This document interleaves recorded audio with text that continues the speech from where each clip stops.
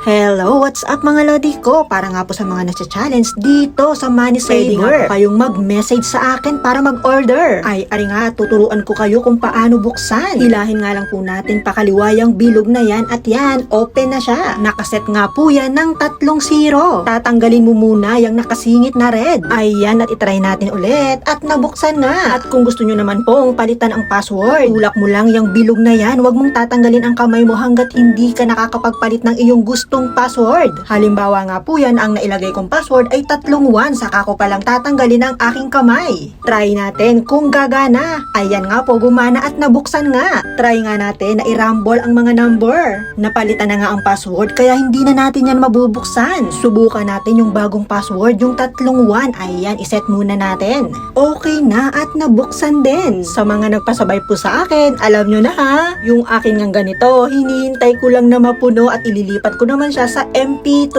Ganyan nga po ang loob niya, marami kang pwedeng ilagay. Just sharing mga lodi ko. Thank you so much guys for watching. Bye!